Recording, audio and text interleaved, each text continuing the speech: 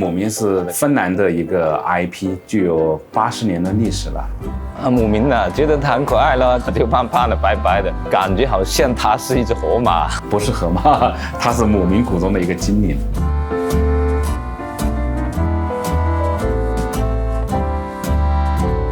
欢迎光临。姆明传递的价值观比较温馨，有爱，它有很多金句，比较能治愈人的心灵。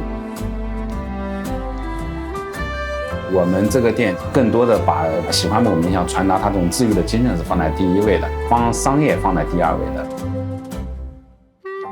本来能营运的场所，我们做成一个场景，场景化更能让消费者进行接受、进行传播、进行打卡。然后做了一个冰屋，做了一些微缩景观，顶部的芬兰的北极的极光。弧形的桌子是喝咖啡，看一下姆明的漫画。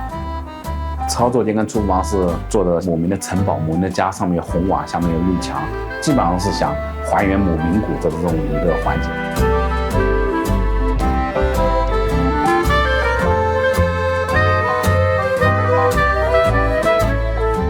一个 IP 体验店，特别咖啡主题店，它的背景音乐当然要有很好的品质。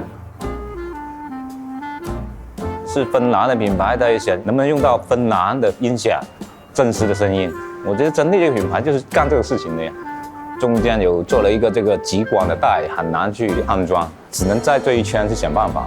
我们是用了这个40103寸的单眼，当时还是有点担心。后来装完之后呢，我觉得我这个担心好像是有点多余了。出来那个效果，频响很平滑的。低频下降也能下得去，升压级也足够大，跟整个风格啊、观感呢很搭的。开业来，我们对真力的效果非常满意。真力的技术人员当时开业的时候陪我们调试设备、调试接线，给我们做指导。我觉得这一块售后也真的非常重要。